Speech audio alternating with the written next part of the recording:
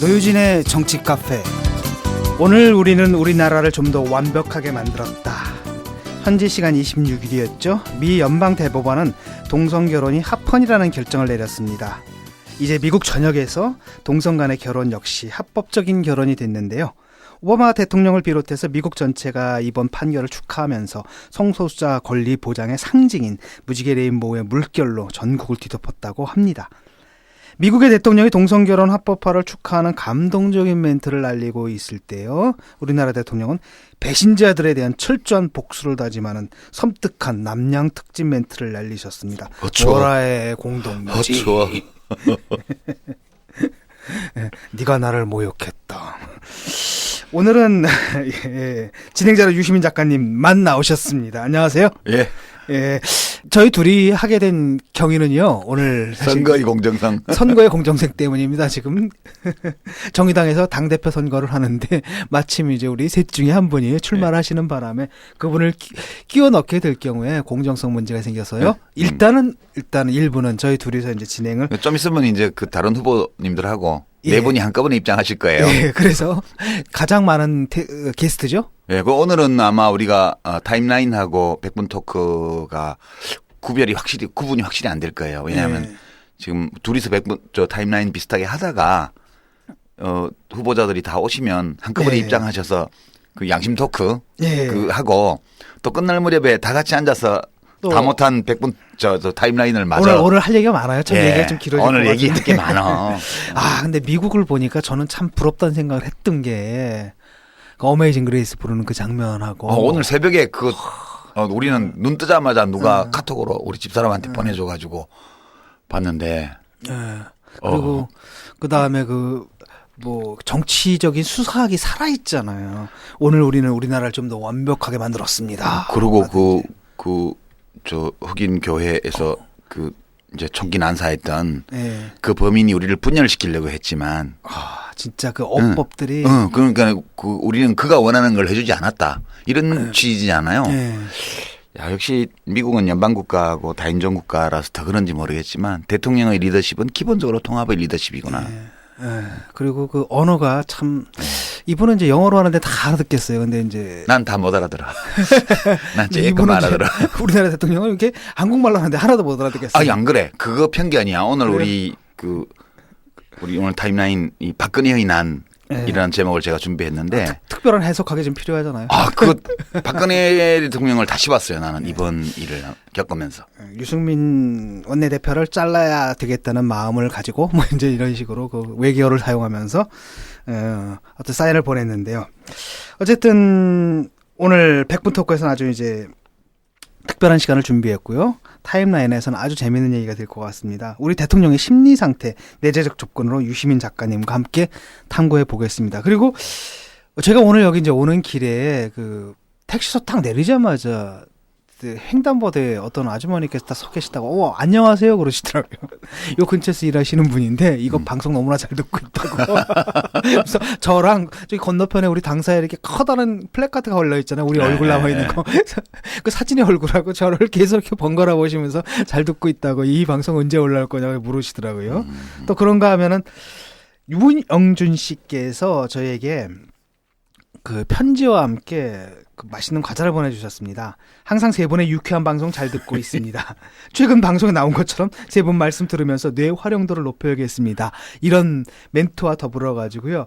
그 허니버터칩하고 비슷한 일본의 그 시와아세 버터칩이란 게 있나 봅니다. 그걸 감자칩인데. 감자칩인데 출장길에 구입해가지고 저한테 보내주셨습니다. 잘 먹겠습니다. 감사합니다. 여기도 질소 많이 들었네. 역시 일본도.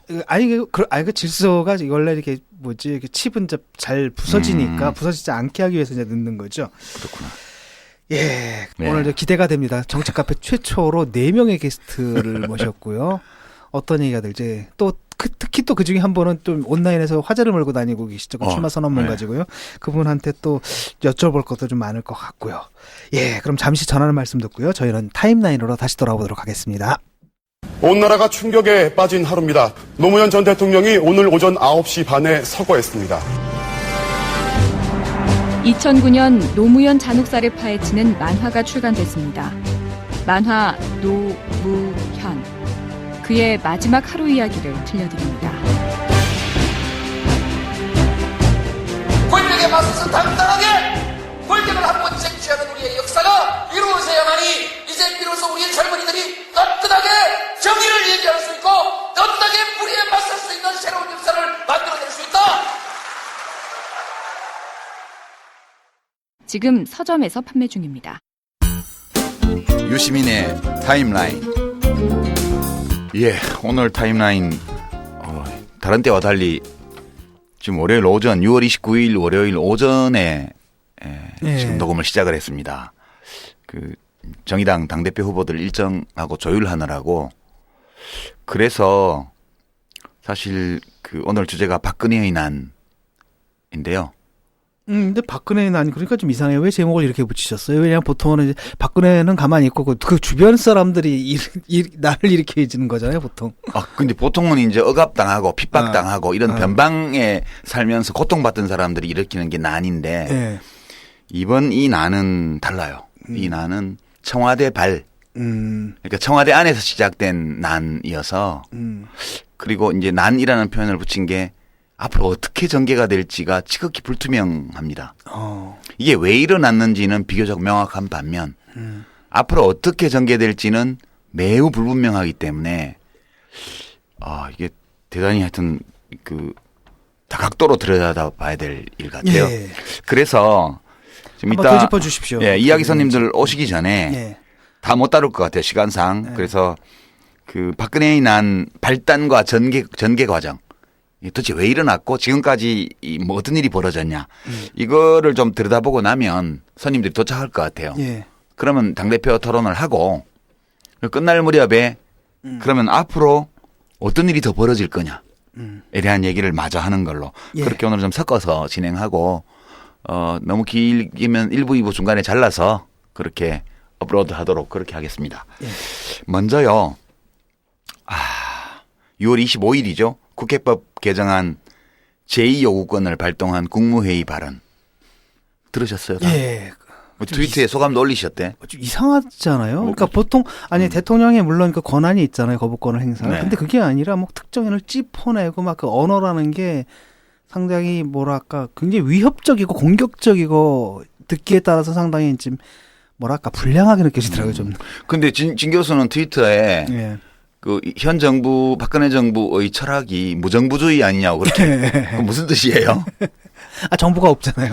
모든 권한을 저는 오히려 유 작가님 말씀을 듣고 생각나서 한 말이거든요. 그게 뭐냐면 권한을 다 갖고 있고 아래로 내리지 않다 보니까 사실은 권한을 갖고 일을 안 하는 거고 밑에서는 권한이 없으니까 일을 못 하는 거고 이러다 보니까 이제 무정부가 됐다. 그래서 공무원 조직은 권한을 안 주니까 일을 못 하고 예. 권한을 다 가져간 청와대에서는 일을 안 하니까 예, 일이 실무를 안 모르니까 돌아가고. 일을 그 얘기였거든요. 그게 우리 예. 지난주에 매뉴얼 얘기했잖아요. 예, 그 매뉴얼 얘기. 예, 청와대 매뉴얼 3,000 몇백 개 있던 거를 다 없애버리고 그거를 각 부처와 기관에서만 자기 걸 가지고 있었잖아요. 예.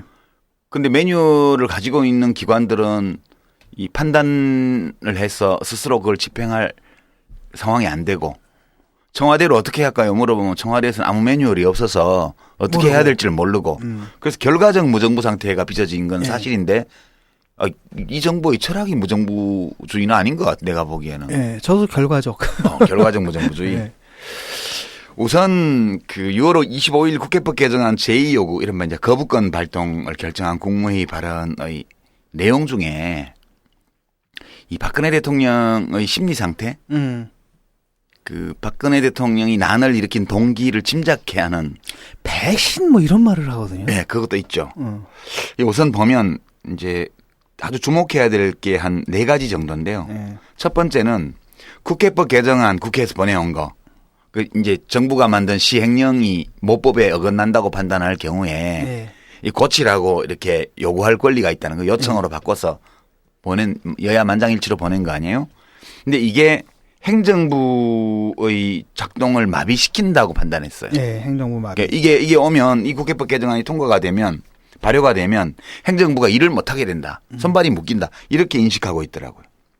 두 번째는 국회가 너무 한심하다. 형편없다. 이런 얘기예요. 예를 든 게 영유아 보육법을 2월 국회에서 처리를 안 하고 이거는 그 CCTV 다는 거요. 음. 그 어린이집에 지난번에 어린이 학대 사건이 많이 났기 때문에 어린이집에 CCTV를 의무화하는 법이었어요. 그걸 2월 국회에 처리를 못하고 4월에 했어요. 4월에 같은 국회에서 처리한 법 중에 하나가 아시아 문화중심 도시 조성 특별법 개정안. 근데 이게 광주를 전에 정부에서 아시아 문화중심 도시 프로젝트로 했는데 이거를 좀 더 이제 중앙정부 문화관광부에서 주무부처가 돼서 좀 더 하도록 연장하는 법률이었어요. 이거 두 개가 같이 이제 처리가 됐는데 이거 두 개를 거래를 했다고 본 것 같아요. 예.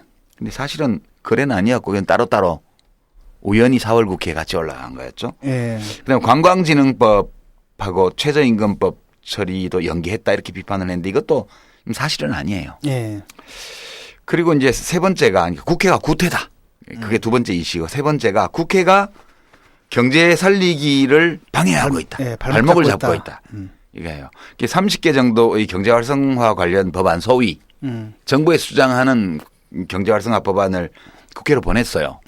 근데 이제 30개 정도 됐는데 이걸 처리를 안 하고 있어서 경제가 뭐 지난번에 처리된 거는 너무 늦게 처리해서 퉁퉁 부른 국수가 됐고 아직도 처리 안 한 게 있어서 니네 한 게 뭐 있냐 이 얘기예요.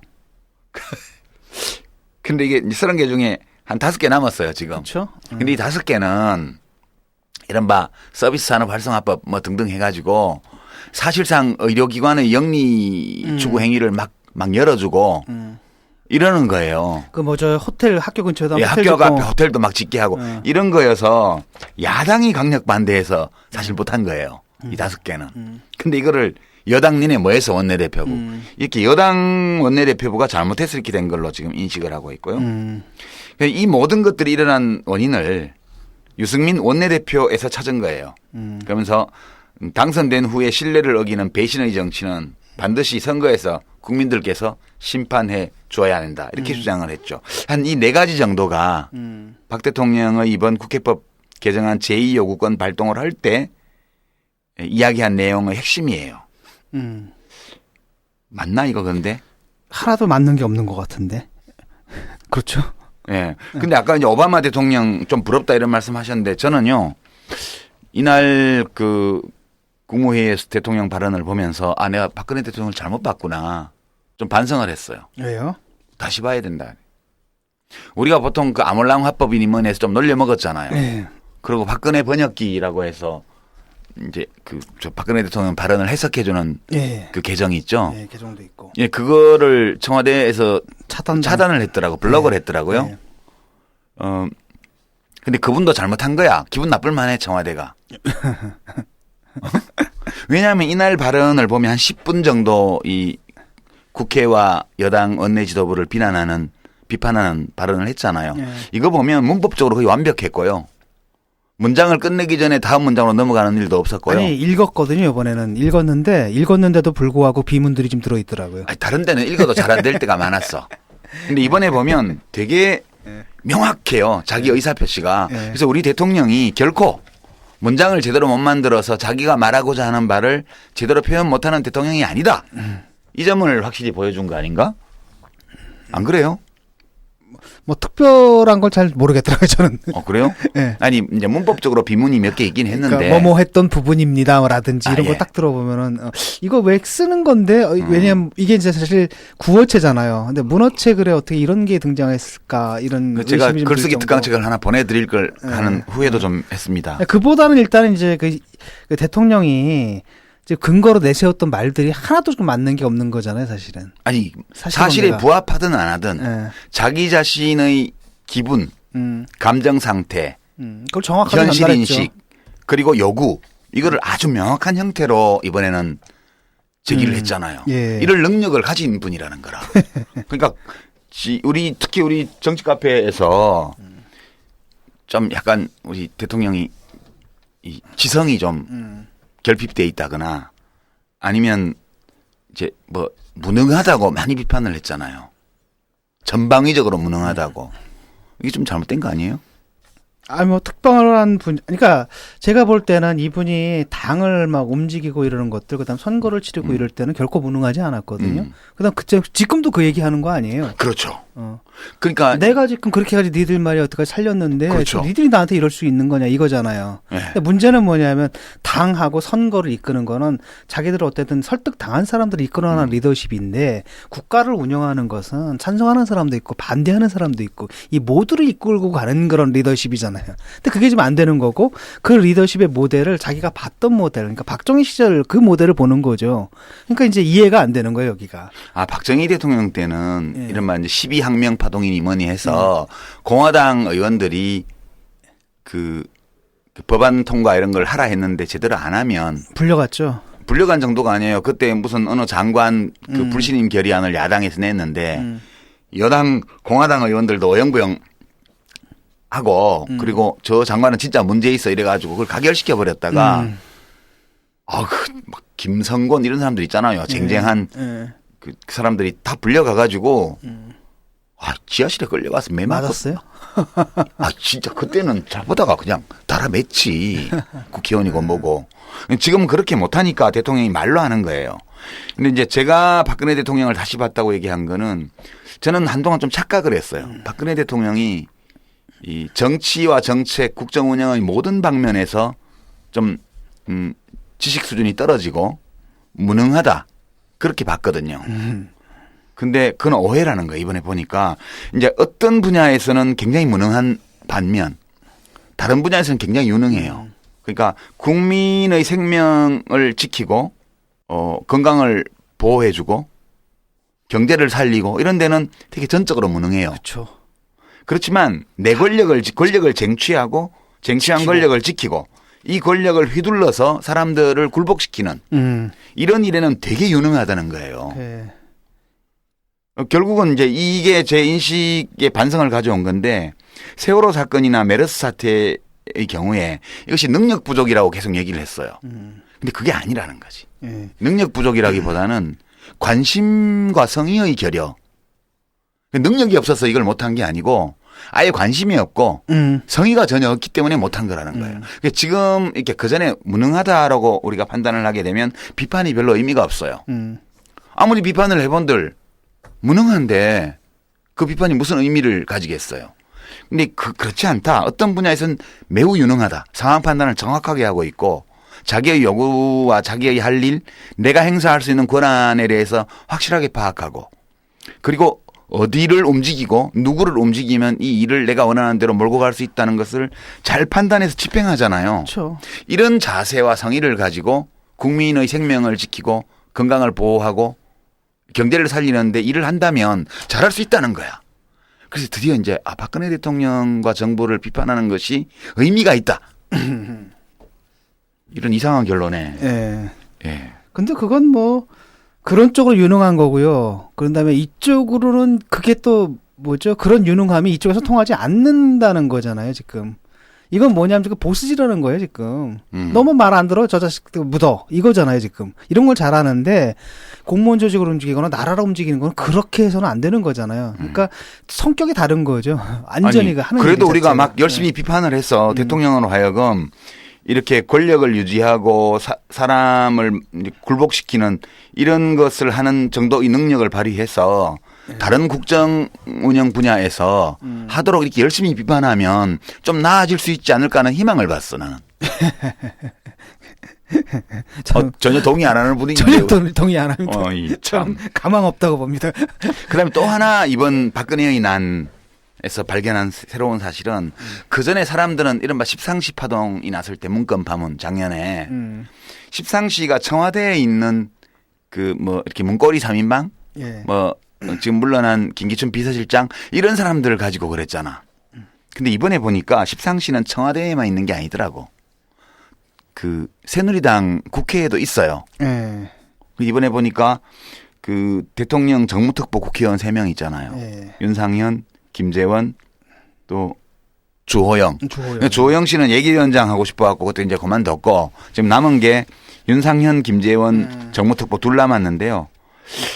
이 사람들이 보니까 정무특보는 우리가 보통 이해하기로는 이제 여당, 야당을 포함해서 그 국회 쪽하고 청와대를 오가면서 좀 통합하고 소통시키고 서로 이해하게 만들고 일종의 메신저 역할을 예, 메신저 해줘야 역할을 하면서 여야 의원들에게 밥도 사고 이렇게 해서 분위기를 좋게 만드는 그런 자리라고 생각하는데 그게 아니고 보니까 당에서 일어나는 일, 국회에서 일어나는 일을 대통령에게 일러 바치고 제 혼내주세요. 예, 그다음에 이제 얘 혼내야 됩니다 이렇게 얘기를 하면 대통령이 걔 혼내 이렇게 얘기를 하면 이제 국회나 당으로 돌아와 가지고 대통령이 쟤 혼내라고 그래서 이렇게 하고 다니는 일을 하는 것 같아요.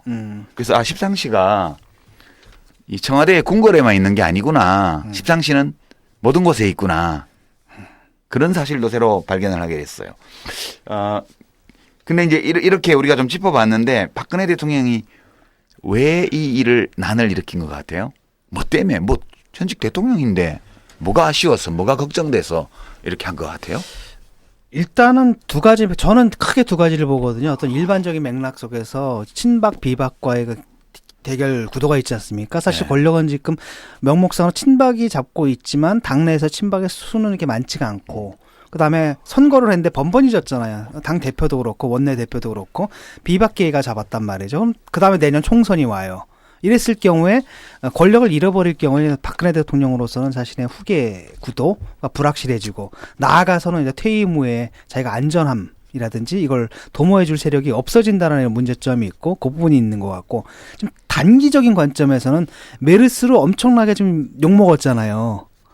이럴 때 뭔가 하나를 터트려 가지고 그 떨어진 지지율을 이제 끌어올리려고 하는 거죠. 예를 들어서 그럼 대립구도를 그렇게 짓는 거잖아요. 청와대와 국회.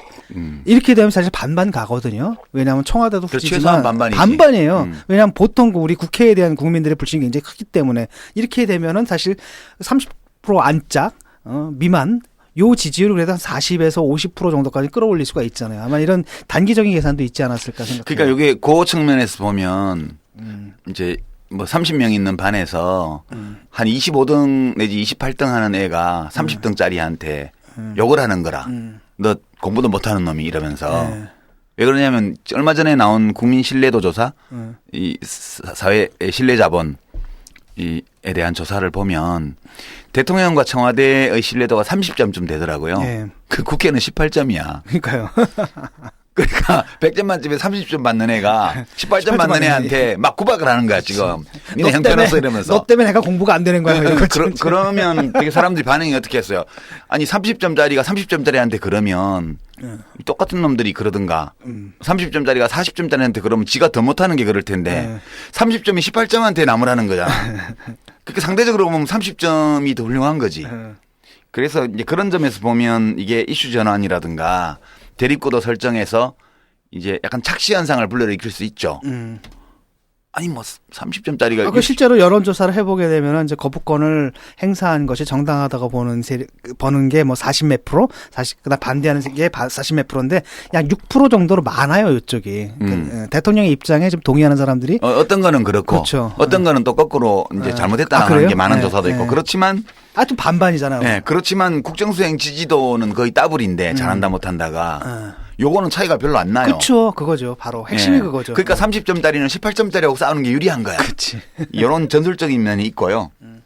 이제 근본적으로 보면 박근혜 대통령이 두 가지 걱정이 있다고 생각해요. 이 내재적 접근인데 내년 총선이 지금 10개월 남았어요. 네.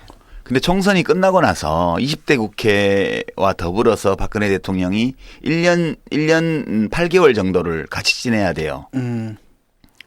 대선 때를 빼면 대선 이후를 빼고 나면 1년 반 정도를 같이 지내야 돼요. 20대 국회하고. 근데 19대 국회는 자기가 그 말하자면 막강한 대통령 후보, 대통령이 되는 게 확실한 사람으로서 그 당시에 확실해 보이는 사람으로서 그 여당 새누리당을 지원해서 지난번에 이렇게 과반 국회를 만든 거 아니에요. 그래도 말을 안 듣잖아 이렇게.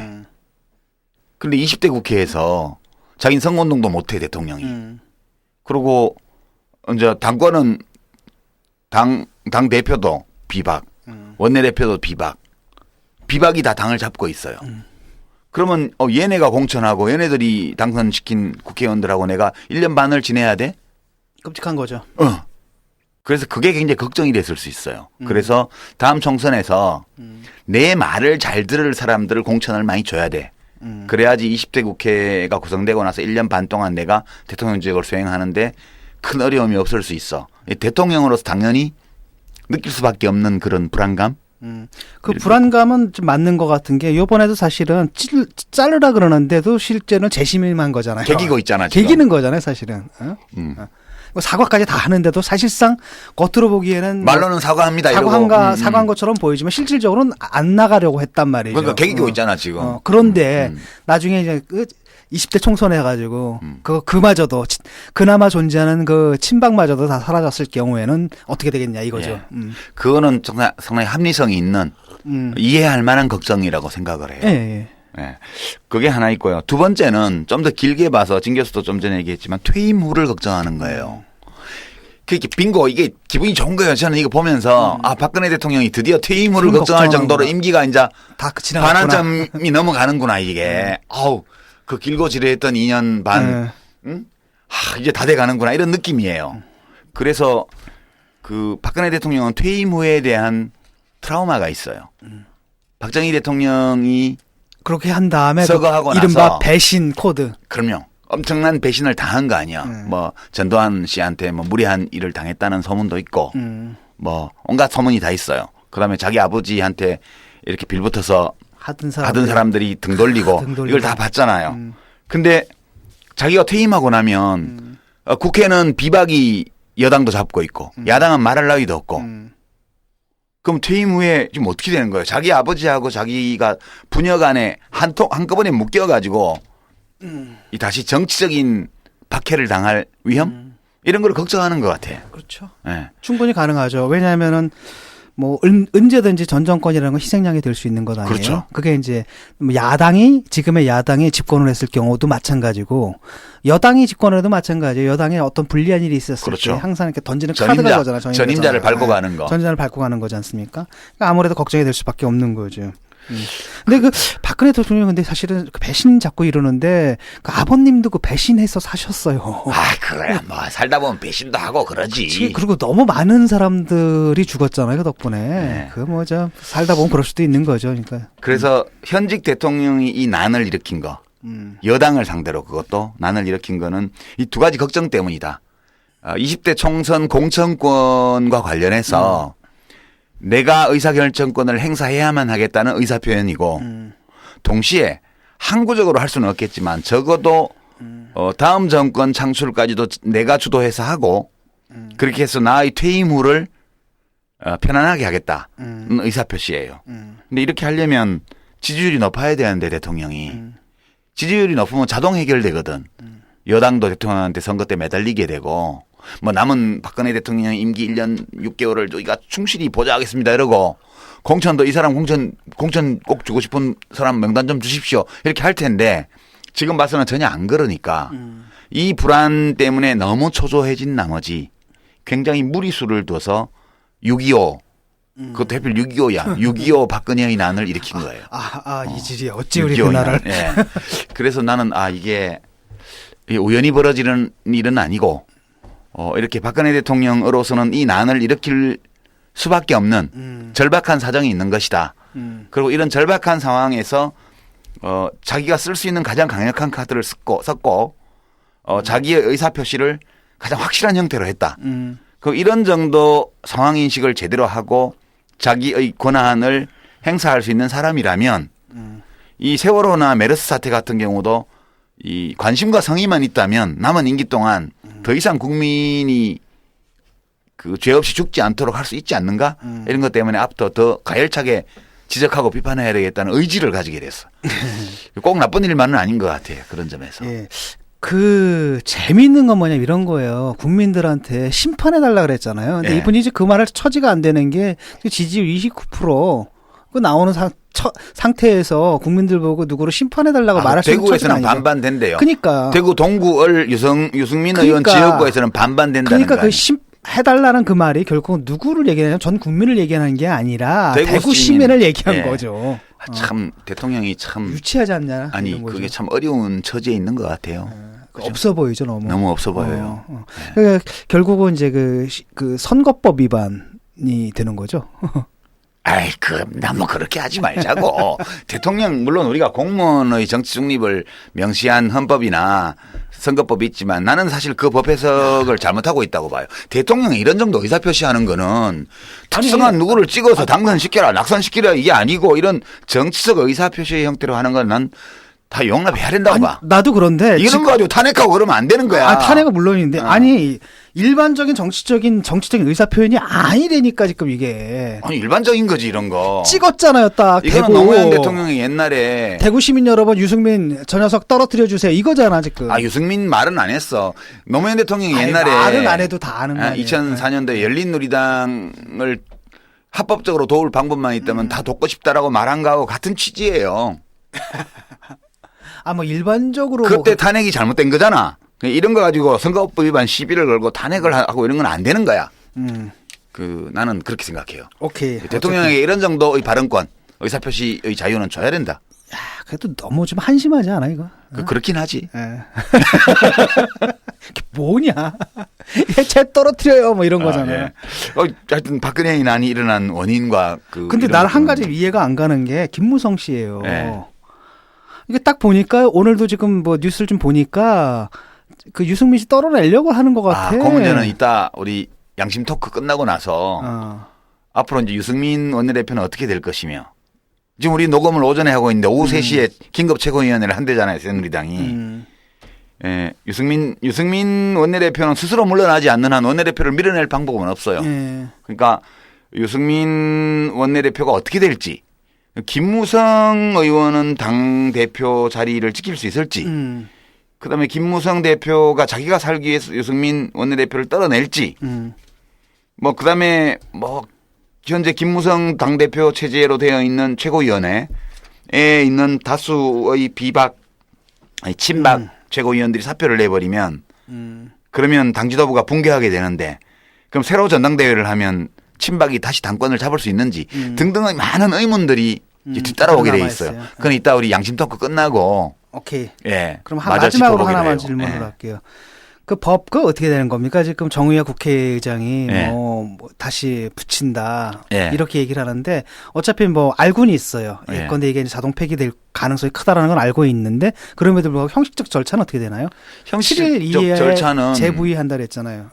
그 재부의해야 되는데 법을 위반하고 부의를 안 하게 되면 그냥 묶여 있는 상태로 국회가 법을 만드는 건데 국회가 법을 어기면 방법이 없어요. 그게 국회의 특권이에요. 그러면 이제 이게 2016년 6월 말, 5월 말, 임기 종료, 19대 국회 임기 종료 때까지 계속 계류되어 있다가 그 19대 국회의 종료와 더불어서 폐기되는 거죠. 근데 이분이 이제 재부의한다는 건 뭔 얘기예요? 재부의한다는 건 의장 직권으로 원래는 이제 여야 원내교섭단체가 협의해서 일정을 잡아야 되는데 법에 며칠 이내로 이제 재부의한다고 돼 있기 때문에 국회의장이 직권으로 본회의를 소집해서 상정해버리는 거예요. 그러면은 새누리당 의원들은 안 들어오는 거지. 안 들어오는 거나 들어와도 퇴장하거나. 들어와도 퇴장하면 안 들어오는 거나 마찬가지고 그쵸, 와서 반대표를 찍어서 부결시킬 수가 있고 찬성표를 좀 찍어서 이제 가결시킬 수가 있고 재의결할 수가 있고. 근데 안 들어오겠죠 아무래도? 안 들어오겠죠. 왜냐하면 들어온다는 거는 곧 당 지도부가 대통령하고 전쟁을 벌이겠다는 의사표시이기 때문에 그거는 이제 그 국회의장은 뭐 재부의하는 제스처를 할 거고 실효는 없죠. 그러니까 그래서 만약에 과반수가 안 되는 거잖아요, 그러면은. 3분의 2가 필요한데 아니 재부의하기 위해서는. 그렇죠. 의결을 못 해요.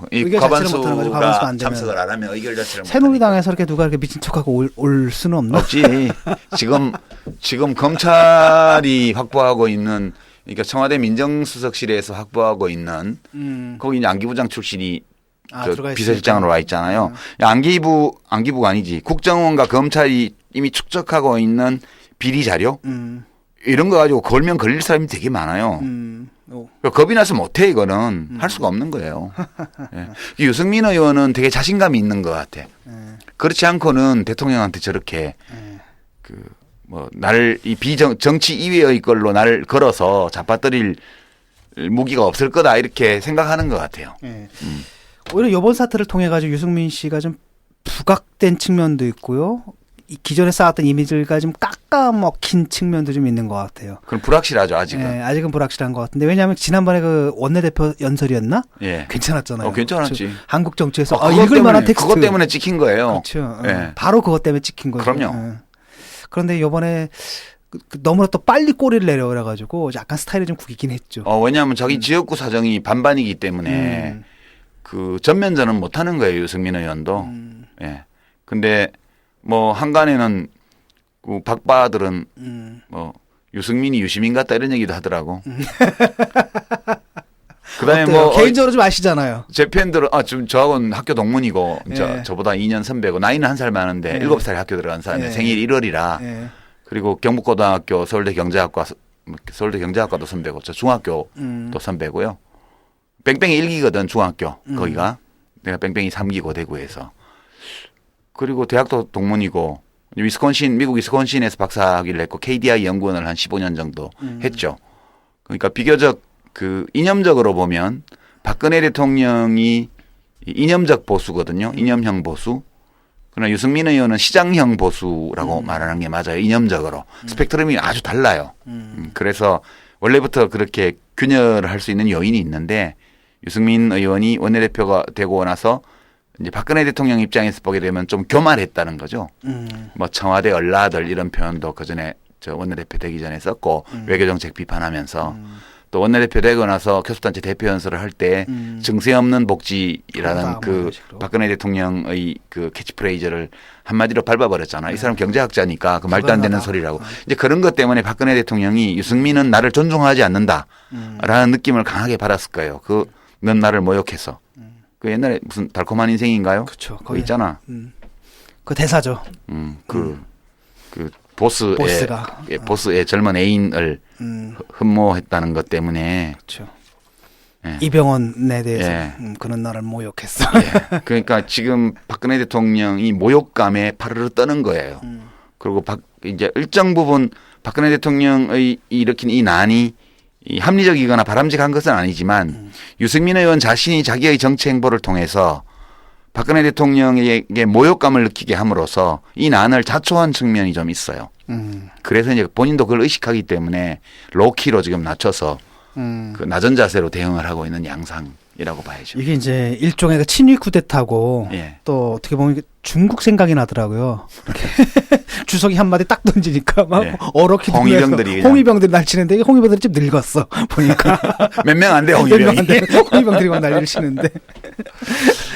딱 그 하여튼, 상황이 아닌가 이런 싶습니다. 이따 오후에 최고위원회가 어떻게 될지 모르겠지만 한번 돗자리 깔아보죠 뭐 우리. 예, 알겠습니다. 이 문제 다시 한번 좀 이따 패널들 모시고 한번 또 다시 끝날 무렵에 한번 다뤄보겠습니다. 다뤄봐야 될 것 같습니다. 예, 수고하셨습니다.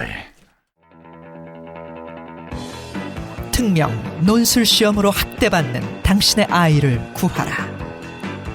대입 논술 시험 문제를 보니까요 학대 수준이에요. 우리 시대에는 개인과 사회 간의 다양한 관심이 발생하며 이에 따라 여러 관계들이 형성된다. 엄청 비싼 돈 주고 학원 보내고요. 쪽집게 과외를 시키기도 하죠. 모든 수험생이 다 비싼 학원에 가거나 과외를 받지는 못하는 게 우리 현실입니다. 이를 해결하기 위한 방안에 대하여 논하시오. 수험생 조카를 위한 이모 삼촌의 가장 합리적인 선물. 커피 2잔 값으로 만나는 취업준비생의 논술지 침사. 유시민의 논술 특강. 전국 서점에서 만나실 수 있습니다. 빅그린 2, 3 샴푸. 이걸 쓰면 머리카락에 힘이 생깁니다. 말도 안 되는. 제가 지난 시간에 머리카락이 힘이 생긴다고 그래가지고 말도 안 되는 소리라고 그래서 광고 떨어질 줄 알았거든요. 근데 진짜로 힘이 생긴다는 걸 증명하기 위해서 광고를 연장하였다. 좋아! 그럼에도 많은 분들이 구매해 주셨습니다. 그리고 구매 후기를 통해 인정해 주셨습니다. 딴지마켓 재구매율 53%에 빛나는 빅그린 투쓰리 샴푸 23일 후 변화가 없으면 100% 환불해드리겠습니다. 지금 바로 딴지마켓에서 확인하세요. 노유진의 100분 토크. 네, 오늘 100분 토크 스튜디오가 일단 후끈합니다. 게스트가 무려 4분입니다. 앞으로도 이렇게 많은 게스트를 한꺼번에 모실 일은 없어 보여요. 처음이고요. 후끈한 게 아니라 뻑닥거려 지금. 네. 요즘 느닷없는 장안의 화제 바로 정의당 당대표 선거입니다. 저희도 이번에 처음 이 프로그램에서 이 문제를 좀 다루고 있는데요. 어떻습니까? 천호선 대표가 임기가 7월이면 끝이죠? 예. 그래서 지금 정의당은 선거운동으로 뜨겁습니다. 그래서 오늘 100분 토크는 당에서 지금 가장 바쁜 분들, 말하자면 당대표 후보들을 모셨습니다. 대한민국 제3당의 당대표 선거예요, 지금. 공중파에서 왜 안 해주나 몰라. 아니, 그래도 이제 온라인에선 특히 조성주 후보인가요? 출마 선언문이 이제 뜨거운 반응을 얻고 있고 굉장히 신문에도 많이 나오고 있어요. 일부 언론들이 굉장히 편파적으로 조성주 후보를 그러고 있죠. 문제가 심각합니다, 지금 이거. 우리 언론 이래도 되나? 이런 거. 후보가 지금 조성주 대 비조성주로. 예, 지금 그렇게 나가고 있습니다. 아유, 엄살이세요. 예, 지금 네 분이 출마하셨는데요. 청취자 입장에서 반가운 분들 그리고 호기심을 자아내는 분들이 계실 것 같습니다. 그래서 오늘 이분들과 함께 정치 이야기, 정당 이야기 그리고 사는 이야기까지 재미있게 이야기 나눠보도록 하겠습니다. 그럼 100분 토크 시작하겠습니다. 박수!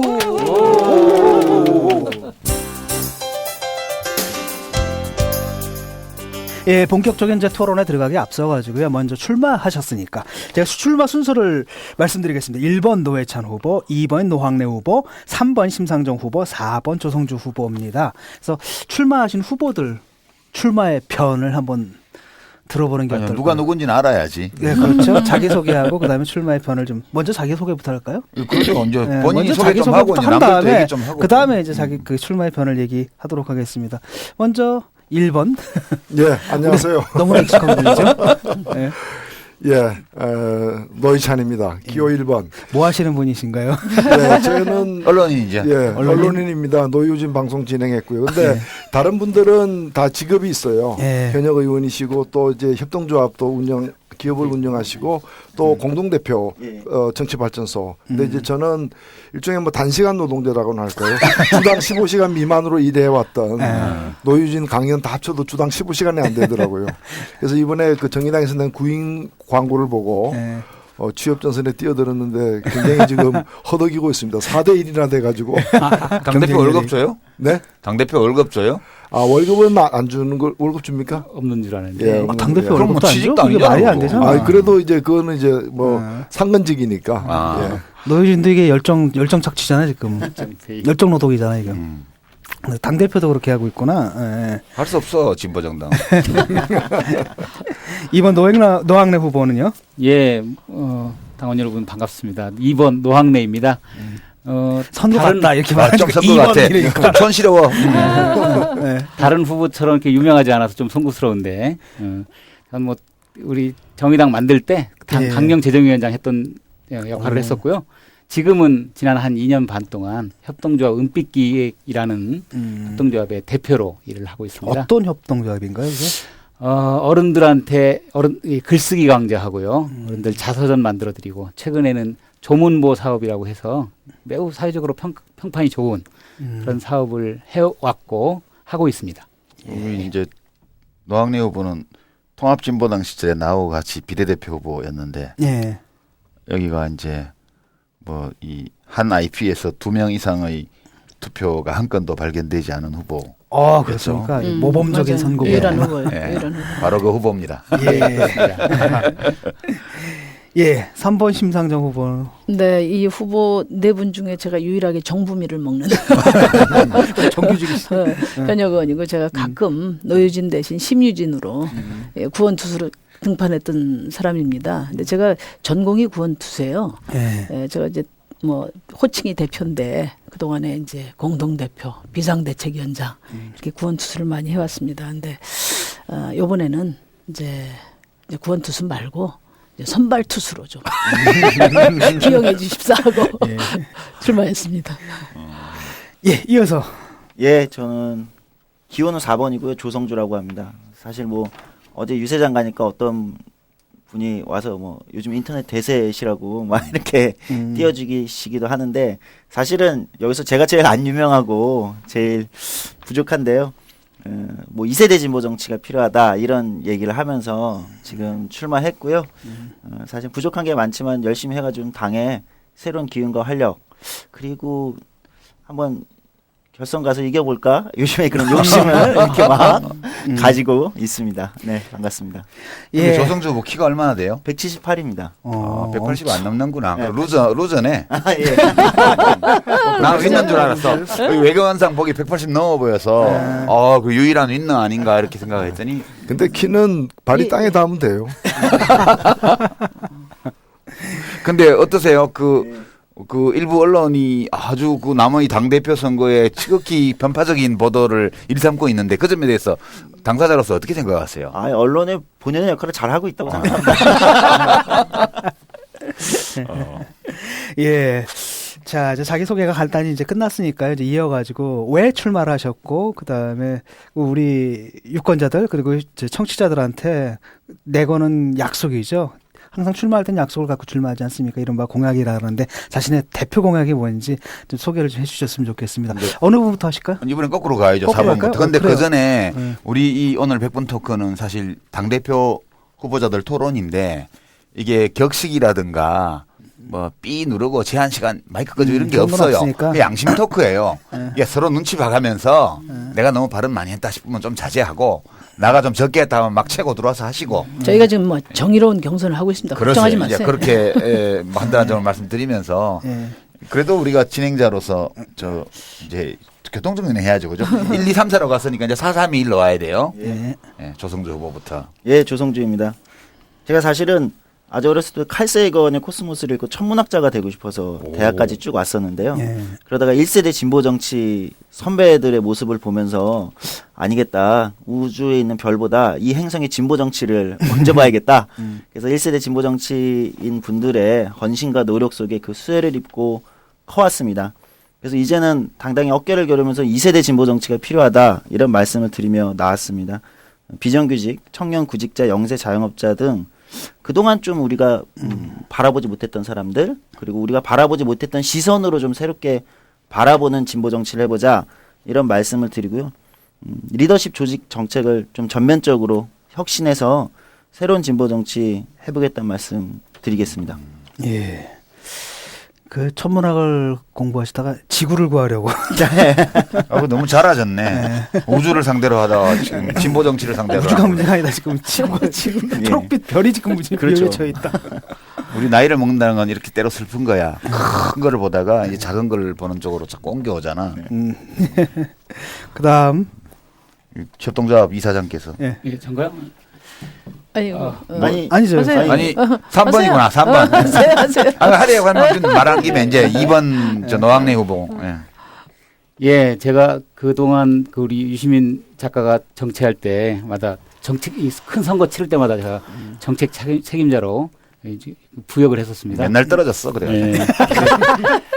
부역이라고. 그래서 이제 본인이 하려고 하는 거 아니에요? 작가가 못한 거 제가 제대로 해보겠다 해서 나섰고요. 참 좋은 결과를 만들어내겠다 이게 다짐하고 있고, 지난 2년 동안 우리 천호선 대표가 이끈 정의당이 많이 변했습니다. 그 낡은 것들을 벗고 새로운 아주 시민들한테 편안한 정당으로 변화해가고 있다고 생각하고요.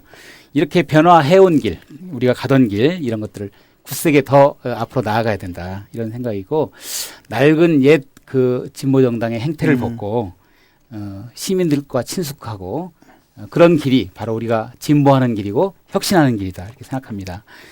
시민들 곁에서 편안한 정당, 신선한 당, 이런 정의당을 만들고 싶고요. 그래서 우리가 이 혁신을 통해서 시민들에게 봐라, 이제 예전 것은 다 지나갔다, 이제 새로운 정의당이다, 이렇게 말할 수 있는 그런 당 혁신을 당원들과 함께 해내고 싶다. 그래서 출마했습니다. 예. 그 옛날에 많이 도와주셨잖아요, 선거. 그렇죠? 이번에 어떻게 안 도와주세요? 거꾸로 이게 품앗이라는 게 있잖아요. 제가 언론에 종사하다 보니까 참 입장 곤란하네. 네, 언론에 종사만 안 했으면 도와주실. 뭐 그렇게까지 말할 수는 없고. 오는데 캠프 친구들이 계속 얘기를 하고 왔습니다. 가서 받아와라. 그런데 이렇게 도움을 받으시고 딱 입을 씻으시겠다. 참 정치라는 게 이렇게 비정한 거지. 비정하네 정말. 그걸 알고 해야 되는 게. 네, 이제 작년에 우리 지방선거 끝나고 당원들이 그 평가 토론회가 있었어요. 그때 이제 대다수 당원들이 그 선거운동 고충을 토론을 했는데, 이제 유권자들이 정의당이 무슨 당이에요? 이렇게 이야기하면은 유시민, 노회찬, 심상정이 있는 당이에요 말고 뭐 다른 설명을 할 수가 없었다는 겁니다. 그게 제가 이제 오랫동안 가슴을 짓눌렀는데요. 정권 교체는 몇몇 뛰어난 분들로 또 이룰 수도 있을 것 같아요. 그러나 이제 우리가 추구하는 복지국가 시대 교체는 강한 진보 정당 없이는 안 되는 일입니다. 그래서 지금 우리 정의당에 가장 시급한 거는 작지만 강하고 아주 매력적인 당을 만드는 것이다. 저 그렇게 생각하고 제 자신 확신이 있었어요. 생애 첫 당대표에 도전해보자. 제가 대표가 되면은 무엇보다도 우리 정의당을 강한 한 팀으로 만들고 팀 정의당으로 승리하겠습니다. 예. 아니 정식 대표를 해보신 적이 없으세요 지금까지? 공동대표 하지 않으셨나요? 네, 공동대표는 제가 몇 차례 해봤습니다. 네, 그렇죠. 그다음에 이제 혼자 비상 대책위원장도 해보고요. 예, 근데 이제 솔직히 더 잘했으면 좋았을 테지만. 그 공동대표 가지고는 제대로 책임지기가 어렵더라고요. 공동대표는 그때 선거를 통해서 된 건 아니죠? 그렇지 아니죠. 네. 그냥 이렇게 우리 노학래 후보가 이제 더 이상 돌려막기 안 된다. 열심히 돌려막기 안 된다 하는데 돌려막기 한 거죠. 돌려막기 이제 거부합니다. 저도. 선출해 주세요. 아니 그러니까 조성주 후보가 지금 진보 정치의 세대 교체 이런 느낌으로 다가오는데 당 대표 정식으로 한 번도 못 해보고 교체 당할 수는 없다. 안 돼. 이번에 꼭 해야 돼요. 네. 우리 당이 세대 교체가 제대로 될래도 이번에 제가 꼭 당 대표를 해야 됩니다. 인사 적체는 제대로 정식으로 해서 해야지. 건너뛰면 안 된다 그런 얘기. 맞아요. 그것도 말 된다. 예, 저 얘기할까요?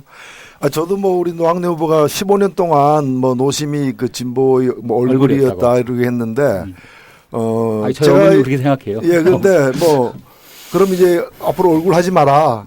이제 그 얘기죠. 없어져라. 근데 얼굴은 제가 볼 때는 얼굴이 지금 2명밖에 없는 게 문제죠. 얼굴이 더 많아져야죠. 수십 명, 수백 명 되길 좀 바라고요.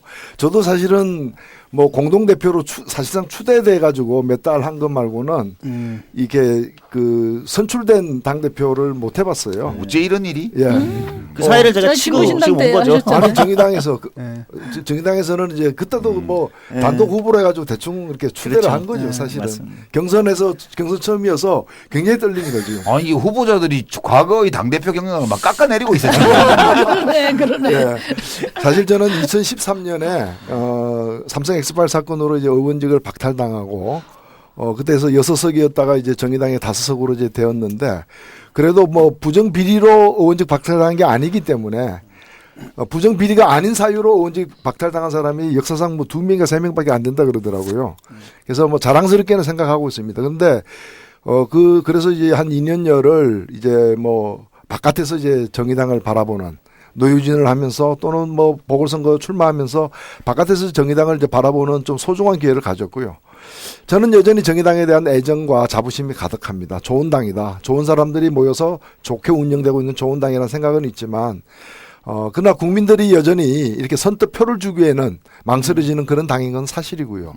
그런 점에서 저는 이제까지 우리가 음식으로 따지면 이제 몸에 좋은 음식이다라고는 자부해 왔지만 과연 이렇게 국민들이 젓가락이 자주 가는 맛있는 음식인가, 먹기 편한 음식인가 하는 점에서는 좀 성찰해보고 바뀔 게 많지 않느냐. 그런 점에서 저는 담대한 변화를 통해서 새로운 어떤 결실을 만들어내겠다. 특히 다가오는 3년이 좀 중요하다고 생각됩니다. 2016, 17, 18년에 총선, 대선, 지방선거가 있는데 이 아주 치열한 정치의 현장인 이 선거를 관통하면서 이 정의당이 정말 우리나라 순수만 세 번째 정당이 아니라 힘도 있는 그래서 문제를 갖다가 10개 중에 한 2-3개는 해결하기도 하는 그런 제대로 된 진보 정당으로 좀 우뚝 서는 책임을 맡고자 감히 나섰습니다.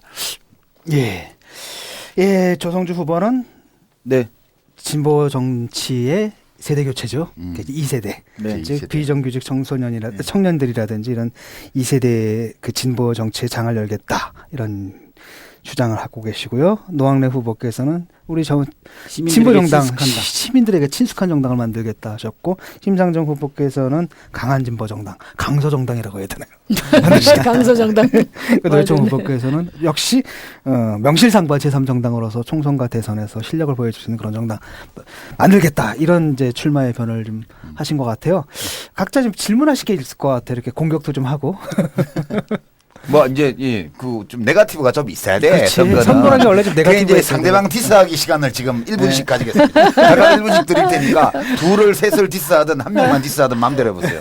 우선 이 순서는 아니 뭐 제가 먼저 평소도 먼저 디스를 엄청 당하는데. 그러니까 평소 유세 때 한 말씀도 안 하시더니 오늘 보니까 다 이게 돌려막기 아니다. 진보에 얼굴인 적이 없다 이렇게 이제 두 분이 다 멘트를 준비해 오셨네요. 그러니까 얼굴인 적이 없다고 한 건 아니에요. 예. 근데 계속 얼굴하면 왜 안 되냐 이거죠. 우리 당원들도 그러고요. 되는데. 당 밖에 있는 분들도 진짜 그 얼굴에 그 얼굴이다. 매번 어떤 그분들이 계속하냐. 그래서 어떻게 진보가 바뀐 어떤 면모를 보여줄 수 있겠느냐 이런 이야기를 하십니다. 이런 점에 대해서는 아주 굉장히 객관적인 이 지적이라고 생각이 들고요. 그래서 새로운 어떤 정의당이 될 수 있도록 하기 위해서 정말 이 결단이 필요한 게 아닌가 이런 생각합니다. 노심 두 분을 동시에 디스하셨습니다. 네. 그럼 다음 어느 분이 하실래요? 네. 조성주 후보. 새로운 걸로 따지면 노왕래 후보님보다는 제가 더 새롭지 않나요? 네. 아니 근데 저는 그러니까 얼굴은 자꾸만 잘 물어야 돼요. 뒤에서 또 무는 사람 있어. 제가 이렇게 그런데요. 원래 3당의 대표를 뽑는 거거든요. 어떤 이 당을 이끌 수 있는 능력도 굉장히 중요합니다. 당원들이 냉정해 볼 거예요. 그러면. 아니 저는 그 말씀이 많은 분들이 들으면은 솔깃할 말씀이라고 저도 여기져요. 그런데 곰곰이 생각하면 문제가 있는 말씀이에요. 왜냐하면 제가 이제 택시를 타면은 기사분들 중에 저를 알아보고 당신 같은 사람이 그 국회의원 돼야 되는데 또는 정치를 해야 되는데 뭐 이런 얘기를 하는데 딱 말 들어보면 꼭 야권 지지자만 있는 게 아니라 여권 지지자도 그런 얘기를 해요. 근데 제가 안타깝게 생각하는 건 뭔가 하면은 당신이 있는 정의당이 정말 집권해야 되는데 이런 얘기는 잘 안 한다는 거예요. 그래서 제가 계속 느끼는 문제는 뭔가 하면 저에 대한 지지하고 당에 대한 지지의 갭을 줄이는 것. 당에 대한 지지를 갖다가 저에 대한 지지만큼 저에 대한 애정만큼 끌어올리는 일이 굉장히 중요하다. 뭐 개인 한두 명 자꾸 좋아한다고 해봤자 그거는 별로 의미 없잖아요, 솔직히. 그래서 그게 그렇다면 우리가 할 일은 뭔가 하면은 노회찬 없어지는 게 아니라 당의 지지와 당에 대한 관심과 애정을 노회찬 심상정만큼 끌어올리는 게 우리 일 아닌가. 그러려면 노회찬 심상정 두 명 가지고 부족한 거 아니에요. 노회찬만 하세요. 자, 이제 우리 노회찬 후보님이 지금 이제 저 노왕래 후보 이 디스에 대해서 그래봤자 인지도 지지도도 없는 당신이 당대표 맡아고 당 지지율을 끌어올리겠냐 이렇게 역디스를 지금 하신 거야. 아니 뭐 꼭 그런 건 아니라고 하지 마시고. 심상정 후보님. 저는 이제 이번에 그 언론에서는 이제 빅투 이야기하잖아요. 빅투. 근데 이제 인터넷에서는 이제 조성주가 뜨고 있습니다. 그래서 저는 그 자칫하면 이게 좀 꿀꿀할 수 있었던 선거가 우리 조성주 후보가 이제 등장하면서 이제 당대와 미래의 싸움으로 아주 의미 있는 싸움을 만들어줬어요. 너무 감사하고 또 뭐 한편으로 생각하면은 좀 마음이 급하기도 하고 솔직히 그런데 저는 그 세대 교체는 선배 세대의 양보로 이루어지지 않는다. 쟁취해라. 뭐 선배가 그 발목 잡는 돌뿌리가 돼서도 안 되겠지만 호락호락하게 내줘서도 안 된다고 봅니다. 그래서 정말 미래 권력이 되기 위해서는 선배들을 제대로 넘도록 선배가 잘 싸우는 모습을 보여줘야 된다. 그래서 저는 이번에 그 어느 선거보다 집중해서 싸울 생각이에요. 무엇보다도 지금 팀 정의당이 이번 시즌에 당장 승리를 해야 되지 않습니까? 예. 그래야 세대 교체도 가능하지 않습니까? 네.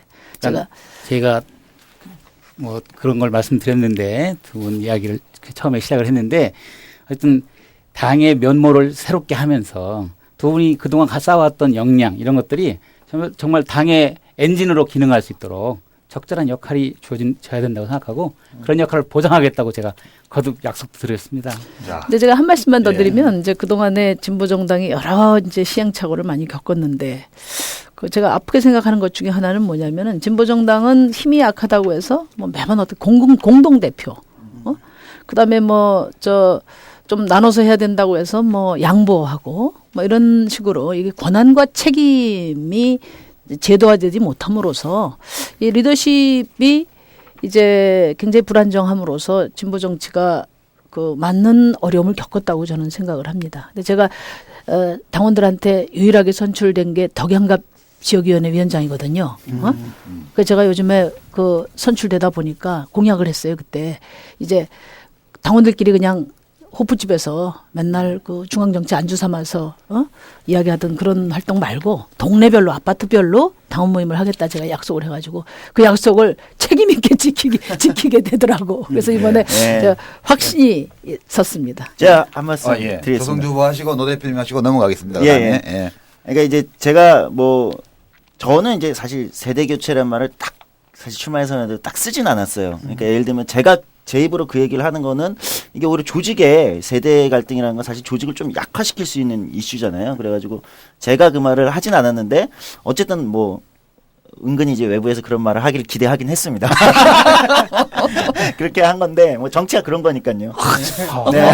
네, 그런데 이제 심상조 후보님 말씀하신 대로 뭐 양보받거나 양보하실 것 같지도 않아요. 양보받거나 그럴 생각 없고 당당하게 경쟁해야 된다. 왜냐하면 그게 또 책임감이거든요. 제 다음 세대에 대한 책임감 같은 것도 있는 것 같아요. 그래서 저는 2세대 진보 정치로 지금 싸워서 당선되면 바로 제3세대 진보 정치 준비시키겠다. 그러니까 오히려 지금까지 우리가 부족했던 건 이렇게 다음을 준비시키는 거 이런 게 조금 소홀했던 거 아니냐 이런 거고요.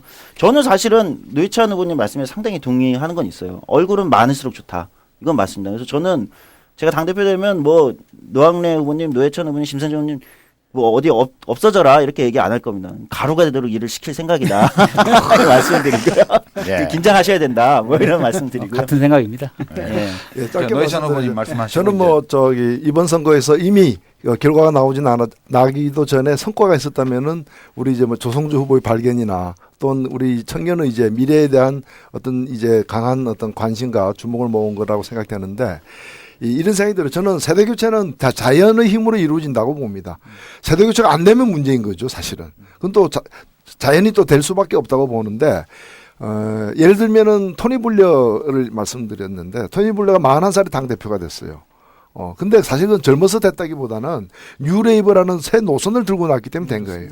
맞습니다. 얼마 전까지 노동당 대표를 당수를 했던 그 에드 밀리번드도 자기 형하고 둘이 나왔잖아. 그때 당대표 선거 때.